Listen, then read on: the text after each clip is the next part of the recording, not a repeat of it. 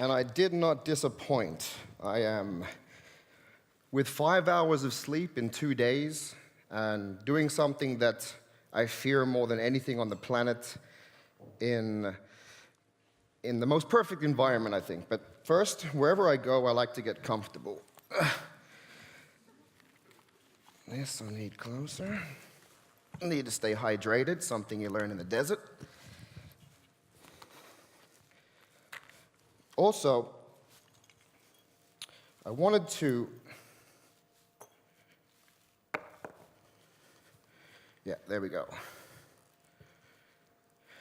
Yeah, I wanted to walk the walk of being the most unsustainable man on the planet.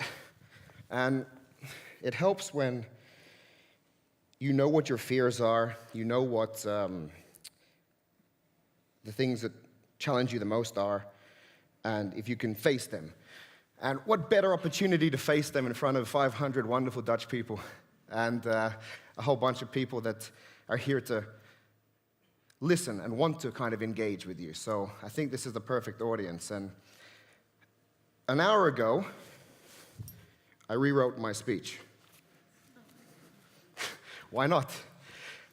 I've been spending 2 months preparing for this. There are some people backstage right now who are probably freaking out. But I want to thank you. But first, usually I get carried away and I forget to introduce who I am. So I'm Andy. I am the coach. If you meet me in the desert, you may know me as Ginger Tonic. I love gin tonics. Later, if you want to meet me out somewhere in the bar, gin tonics all the way, and you'll get story after story after story. I'm also known, which is a nice segue, as Story Whore. I love stories. I will do anything to be involved in a new story or to get a new story. I'm a slutty, slutty story person. And this is what makes this, what I'm doing right now, it makes me currently the most unsustainable man on the planet. Because this is what I do. I tell stories. I plan, I prepare.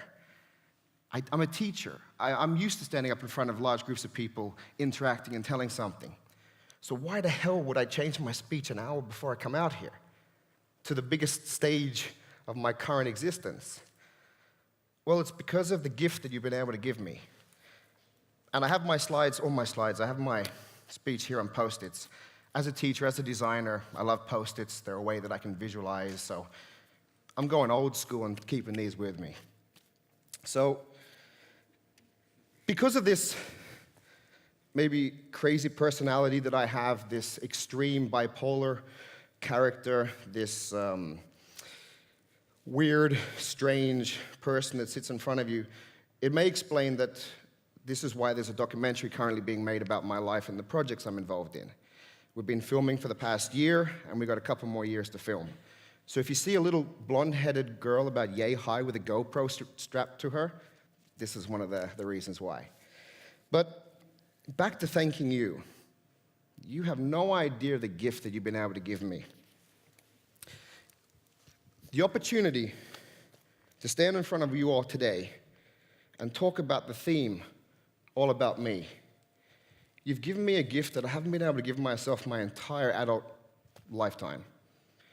The gift of being able to reflect about why I do what I do and what makes me, me. Normally, I want to get on stage, I want to entertain, I want to take you on a journey. I want to find ways to kind of take you high and low and give you this, make you laugh, make you cry. But for the first time ever, in a selfish act for myself, which was extremely hard to do, I wanted to do something for myself. I wanted to see, can I heal on stage? Can I do something so scary? Can I face my fears of failure? Can I face my fears of crashing in front of people, doing what I'm known to be doing, to do? All my friends know I'm a storyteller, so if I get up here and I tank, that's like a musician who's famous at doing beautiful music, going up and playing something on a recorder and just being booed off stage. That's hard to come back from. But I don't care because of this opportunity you've given me to look at my life and reflect on this. And with this little device here, this blood pressure meter, which I actually bought from my father about 5 months ago. He was diagnosed with early onset diabetes. So I thought, hey, I'll get him one of these. Turns out he already had one. So I started using it. And every morning, put it on, press it, and the numbers were quite alarming, to the point where when I went to the doctor, I was hooked up to a bit fancier machine and diagnosed with a heart condition. So I'm now on heart medicine for the rest of my life. So I'm not joking when I say this speech and this little device have saved my life, because I was able to look back and understand, why am I the most unsustainable man on the planet? What am I doing that's going to prevent me from continuing on this planet for too long? I've been a dyslexic, troubled school child. I've been an English teacher without any certification. I've worked for 7.5 years at a university without a degree. I'm kind of used to being in places that I shouldn't, or let's say, hitting my head against the wall. And it's this being forced to learn, or forced to reflect. I learn by doing.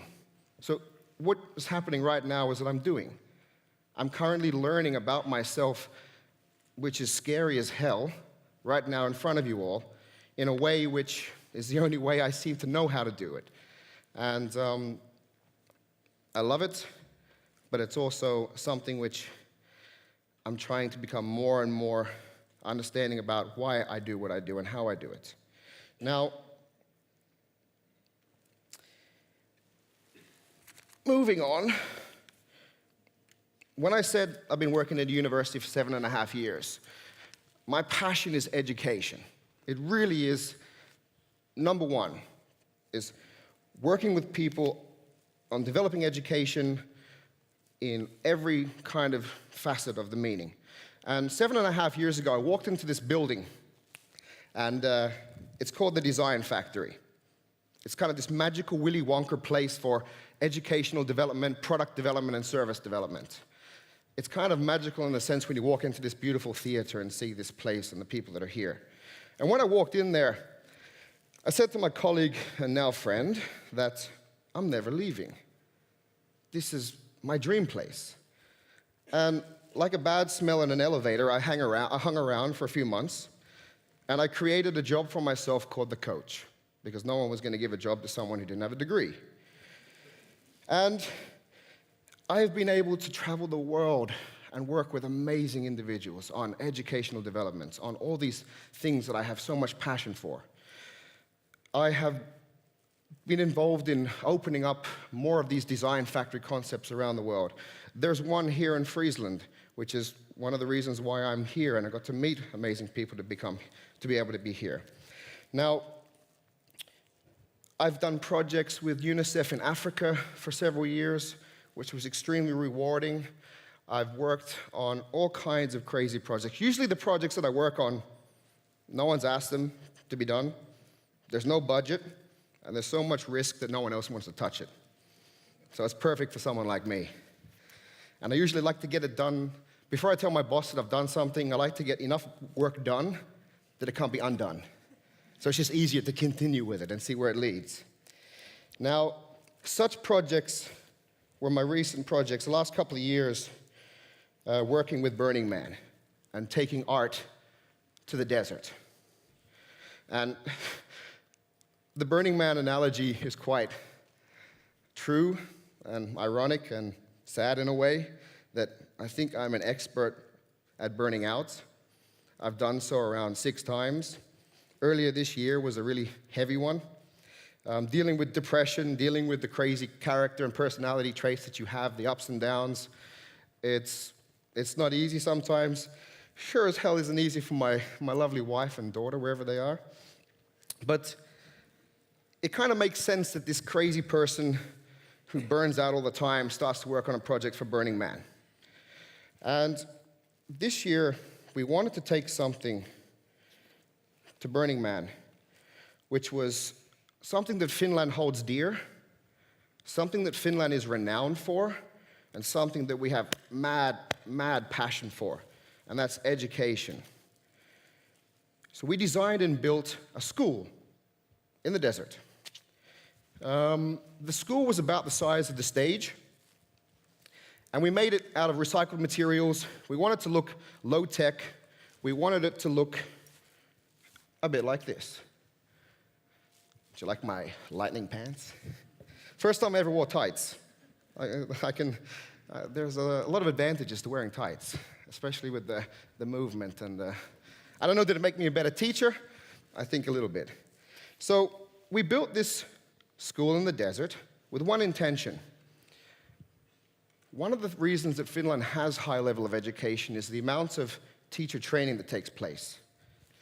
Unlike people like myself who don't have degrees, the average teacher in Finland has to go through 4 years of university to be able to be certified to teach. Now, Burning Man, if you don't know, imagine 70,000 people go to the desert, this inhospitable place. Beautiful, but humans shouldn't necessarily be there. And they build a city, a fully functional city. And they build the most amazing, beautiful, intricate, simple, complicated, interactive art pieces for these people, these beautiful communities that blossom in the desert to interact with and to work on. So, perfect location, perfect setting to try something new, to prototype with education. And what we ended up doing was creating a crash course on how to teach. So we were in our space, and passerbys would come, and we'd invite them to the next training that would take place. And instead of 4 years, because people generally only spend a week in the desert, we had maybe like 40 minutes. And in this 40 minutes, we give people the tools, the skills, the courage to be able to teach their own class, their own lesson on anything. There was one great example where someone was going to give a class about how to make the world's best guacamole. Someone was going to give a class about how to use yoga moves to learn how to surf. And as people were going around sharing their ideas, there was someone slouching in the corner like, oh, my idea is stupid. No one wants to learn my idea. And I was like, come on, tell us what your idea is. Well, I know how to always win in scissor, paper, rock. And everyone who heard that just stopped, what? What kind of magic do you possess? And this guy like perks up and is like, you want to learn this? 1 hour later, he had a class and he was teaching people, I missed it because I was doing another session, but he was teaching all these people how to be the ultimate paper, scissor, rock competitors. But it was beautiful. Like, we taught hundreds of people in the desert how to teach. And hundreds of the most unique classes were born. The idea was that we wanted this low-tech, high-human. We wanted to encourage more of this peer learning. And where this journey is taking us is that for the next year, I'm going to be traveling to different refugee camps in Jordan, for example, in Turkey and Greece. And we're going to be testing this non-formal training, this education in these settings. Now, I've been working in refugee camps, and I've been visiting a couple times this year. And talk about a place to be humbled. Talk about a place to be. Earlier this year, I volunteered one day when I was in a refugee camp to teach English. I thought I was teaching him. This young man's journey from home, which was a refugee camp, all the way through to on a capsized boat in between Turkey and Greece, being the only one who knows how to swim, rescuing everyone, putting them on, and then literally swimming to Greece, and then walking and hitchhiking his way to France. You get so much faith in humanity in these places, in these scary places with these scary people. So I can't wait for our project to continue to visit these refugee camps and to interact the same way we did at Burning Man. And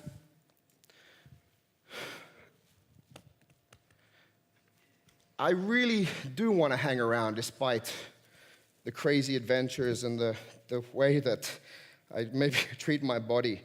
And again, back to this moment. I wanted to see that can I stand in front of you and do something that's for me? Can I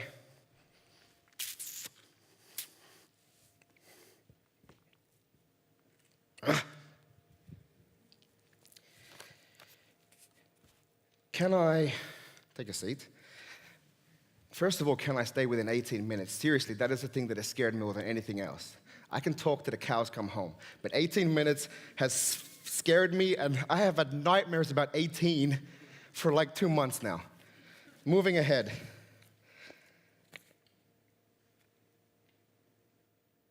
Yes, I've been able to look at my life, and it has been the hardest thing I've ever had to do.